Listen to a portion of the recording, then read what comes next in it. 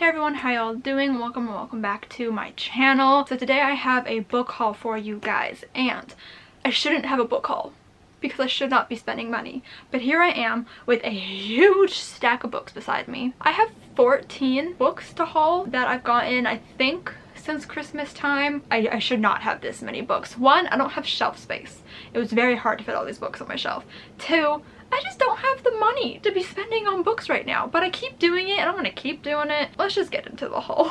So this is in no particular order, but the first book in my stack here is Julian the Phantoms, The Edge of Great.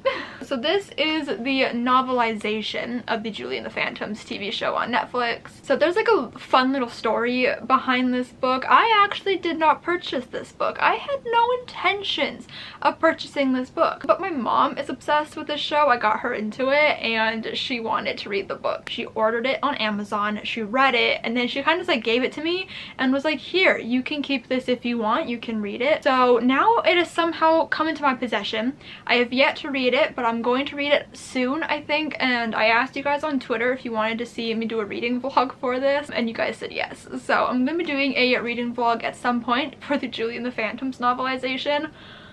I don't know how to feel about this, honestly. This is like one of my favorite TV shows. It's been like my obsession since I watched it in October, and I've heard that this is like good, but it takes out some parts of the show, but it also like adds some things. So I'm very intrigued to read this. I have not read a novelization of something in a very long time, so this should be very interesting. Stay tuned for a reading vlog of this on my channel if you want to see that. I think it's gonna be really entertaining, so stay tuned. So the next book that I have is What I Like About You by Marissa Cantor. I actually just got this in the mail like 2 days ago, I think. But this is a young adult contemporary. I don't really know fully what it's about. All I know is that my mentor from Author Mentor Match, Melissa C, recommended that I read this book because she thinks it could be a good comp title for my book, and she just in general thinks that I'm going to enjoy it. Ooh, I remember what it's about now. So basically we follow our main character, Hallie, I think it's how you pronounce her name, and she runs like this YA book blog, and through the book blog I think she meets this guy named Nash, and he is an incredibly talented graphic novelist. We love that. They both love books, but they only know each other like online, which is one of my favorite tropes I've come to realize. Like Geekarella, Eliza and Her Monsters, I'm obsessed with it. But then she spends her senior year in the same small town where Nash lives, so it gets kind of complicated because while she's falling in love for Nash as herself Hallie, he's falling in love with her online presence under the name of Kels. So I think this is going to be very interesting. I'm very intrigued. Like, this cover is adorable. I am hooked. Also, it's a bit bigger than I thought it was going to be, which I'm very excited for. I do love me a good chunky contemporary book, so I am genuinely looking forward to this book, and I'm really excited that my mentor recommended it to me. I also know that she loves this book. I'm really excited for this one. Let me know if you've read this down below in the comments. I do plan on either reading it this month or early next month, so very excited about this one. This next one was like 100% an impulse buy. I have no self-control. Like, sometimes I do, okay? Sometimes I'm really good at not buying things, and other times I'm just not, you know? This was one of those times where I was not good at controlling myself. So I bought 10 Rules for Faking It by Sophie Sullivan. This is, I believe, an adult romance book, which we all know I've become obsessed with in the past like 6 months. I know nothing about this book. I had never heard of this book, but I went to a store with my mom and I went to the little book section because I was hoping they would have Makeup Breakup by Lily Menon, aka Sandy Menon, because that recently came out and Indigo for some reason is sold out of it everywhere near me. So I was hoping that they would have it, and they didn't. But then I saw this and it was on sale for $17.99, so I was like, let me look at this. It seems pretty interesting. I don't remember too much about what it's about. Something about a radio producer. She's hitting an all-time low. And then it says something about her anxiety. And we all know I love anxiety reps. So that's what like clicked me in. Ooh, she pitches her podcast to her boss. But her boss is really cute, so that kind of complicates things. And then during her podcast, her best friend DJ forgot to mute the mic when she was ranting about her ex. So she's like a ton of problems. And some people are lining up to date her, and fans are voting on their favorite dates and all of these things, and I have no idea. All I know is that I looked at Goodreads reviews for this, and I believe it had like a rather high overall rating, but I also do know that Chelsea Darling Reads, she either DNF'd it or she rated it like a 1 or a 2 star. So this could go either way, honestly, but I just couldn't resist. It had a cute cover. Like, look how adorable this is. It's like a really beautiful like pastel blue. It just seemed interesting, you know, and I figured I really want to read more adult romance, so I'm just gonna go for it, and I did. So I don't know when I'm gonna get around to this one. Hopefully at some point this year. Hopefully I enjoy it. Otherwise I wasted $18, and I don't want to have wasted $18 because that's a lot of money. So then we have 3 books that I bought at Value Village. Also kind of impulse, but I bought 3 more adult romance books because I can't help myself apparently. So I bought 3 books from this like romance series. I don't know if it has like an official title for the series, but it's by Jasmine Guillory. So we have The Wedding Date, we have The Proposal, and we have The Wedding Party. This is part of like a companion series. There's more books in these, but these are just the 3 that were at Value Village. I know nothing really about what these are about. This one is about fake dating because this guy needs a date to, I believe, his ex's wedding, which is one of my favorite tropes. You know, we got fake dating, but I also just in general love when people have to bring a date to a wedding. And I've never actually read or consumed any sort of media in this kind of like trope where it's the guy who needs the date. So I'm very intrigued about that because usually it's the girl who needs the date. So I like this kind of like twist on it, I suppose. But besides that, no idea what this is about. The Proposal, no idea what this is about. Looks like it's something to do with baseball. Ooh, freelance writer. We love that. Ooh, actor boyfriend. Interesting. No idea what this is about, but I'm excited to get to it. And The Wedding Party, also have no idea what it's about. And since it is a companion trilogy, I am trying not to look at the descriptions of them past this one. Oh my goodness. The next book I am literally so excited about. I posted about it all over all my social medias. I have an arc of Counting Down with Yopatashi Bouillon. So this is one of my most anticipated releases, okay, of 2021. And as you can see, I've already read it. I requested the arc of this book back in like November, and they replied saying that they would put me on a list to get an arc, and then I didn't get any packages. Like I didn't get it, and I didn't get any like updates on if they had sent it, like what was actually happening, and like the wording of the email kind of confused me. So I'm like, am I actually getting an arc? Like I have no idea. And then like months went by, and we were like in January at this point, and I emailed them again. I was like, I just want to clarify, like, was I supposed to get an arc? I was like, I don't know if this is a situation where I just misunderstood and I'm not actually getting one, or if like the postal service, because of COVID and holiday packages, is just really slow. Maybe it got lost. So they got back to me and they're like, we sent it out after American Thanksgiving, and it looks like it probably got lost if you haven't already gotten it. So they sent me a new copy. So I have an arc of this book, and I've already read it. I absolutely adored it. I have a million tabs in here. Like I don't even think you guys understand how many tabs there are in here. There are hundreds of tabs in here, which is just insane. Like I've never tabbed a book this heavily before. I adored it. Definitely, I guarantee you it's gonna be like one of my favorite books of the year, and I already want to reread it. I know I will reread it again. But this book does not come out till May 4th. If you don't know what it's about, we're basically following our main character Karina, and she is a Bangladeshi American teenager, and her parents go abroad to Bangladesh for 4 weeks. So Karina's plan while they're gone is kind of keep her head down and just kind of like enjoy herself, but instead she ends up being roped into this fake dating facade by the school's resident bad boy Ace Clyde.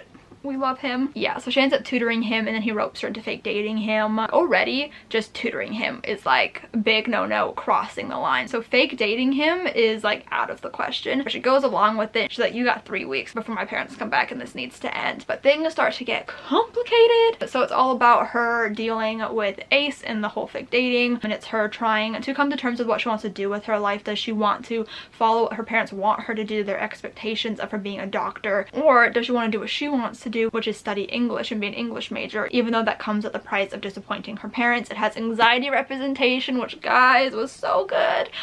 Definitely one of my favorite parts about this book. But just, oh, I loved this book so much. I am so happy to have this. So thank you so much to HarperCollins Inkyard Press for sending me a copy of this book, because I'm obsessed with it. I'm so excited. Make sure to pre-order this book, add it to your Goodreads, because you are not gonna want to miss this book. It is top tier, so good. One of my absolute favorites. The next book I have is The Bookish Life of Nina Hill. This is by Abby Waxman. I don't know much about this book besides that it's about a girl who likes reading. I believe it's an adult book. I don't think it's like a romance. I think it's just an adult novel. This book is something about where like a father she never knew existed dies. She ends up finding out about like a bunch of sisters, brothers, nieces, and nephews interviews, and I think she's very like anxious and doesn't like talking to new people. I think there's a bookstore involved. Seems like there's a cat involved because there's a cat on the back of the book. I genuinely have no idea. I remember hearing good things about this when it first came out, I believe like in 2019 maybe. I love books about book nerds and anxious people and cats. I'm very excited for whatever this book is. I honestly have no idea, but I had gift cards from Christmas. I was at Chapters. I saw it and I couldn't resist, so I bought it. Speaking of not being able to resist, I also bought a new copy of Simon vs. the Homo Sapiens Agenda by Becky Albertalli. I already own 2 copies of this book. Welcome in a 3rd copy. So this is the Epic Reads like exclusive limited edition copy, and I originally thought, I saw it online, I thought it was super pretty, and I originally thought that I wouldn't be able to get my hands on it because I thought you could only order it off like American websites like the Epic Reads website or something. Like I didn't know you could buy it in Canada. And then I was at Chapters and I saw it and I genuinely could not resist. It's just so cute. Like it's pink and it's got like little Oreos all over it. Like come on. Got Blue and Simon down there, which is adorable, and then it's got one of these like flappy things, so when you open it, it's got a quote. So it says, "The way I feel about him is like a heartbeat, soft and persistent, underlying everything."